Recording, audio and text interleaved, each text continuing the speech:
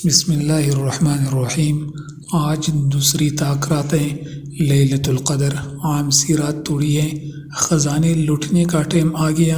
موجودہ حساب کتاب کے دور میں ہمیں وہی چیز اچھی طرح سمجھ آتی ہے جس میں حساب و کتاب واضح ہوں۔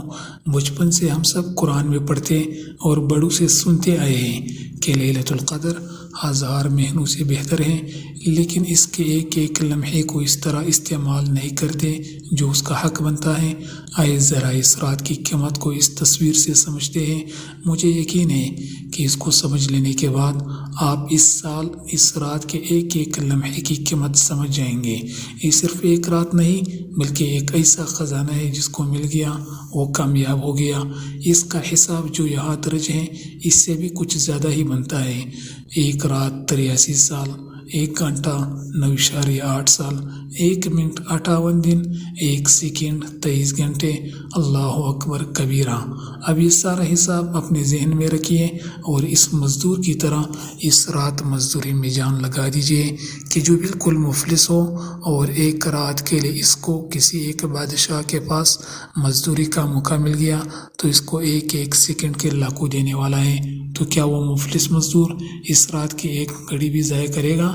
اس کی تو خواہش ہوگی کہ یہ رات کبھی ختم ہی نہ ہو اور وہ محنت کر کے خزانے جمع کرتا رہے۔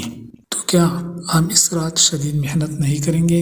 یہ رات اسی لیے اللہ تعالیٰ نے ہمیں عطا کی ہے کہ ہم آخرت کے دن کی مفلسی سے بچ جائیں اور اس ایک رات میں محنت کر کے اپنے لیے خزانے جمع کر سکے۔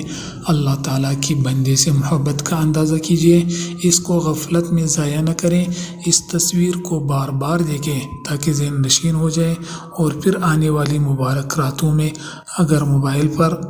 اگر موبائل پر میسیج کرنے کا بھی دل چاہیے تو یہ حساب یاد کر لیں کہ سیکنڈوں میں لاکھوں کا خسارہ ہے۔ کوئی ایسا کام نہ کیجیے جس میں 1 منٹ بھی ضائع ہو۔ کثرت سے استغفار، ذکر، تلاوت، مستقل دعائیں عشاء اور فجر باجماعت ادا کیجیے۔ اس مبارک رات کی برکت کو حاصل کرنے کے لیے ابھی سے دعا کیجیے اور مصمم ارادہ کر لیجیے۔ یاد رکھے، کھانا پینا، باتیں، موبائل، سوشل میڈیا، یہ سب بعد میں مل جائے گا۔ ممکن ہے کہ یہ رات دوبارہ نہ ملے۔ حقیقی نقصان سے بچنے کے لیے مغرب کے بعد سے سخت محنت شروع کر دیجیے گا۔ اللہم ارزقنا لیلۃ القدر، اللہم تقبل منا یا کریم، آمین ثم آمین یا رب العالمین۔ دوستو، اگر ویڈیو اچھی لگی ہے تو چینل کو ضرور سبسکرائب کر دیجیے، بیل آئیکن کو پریس کریں۔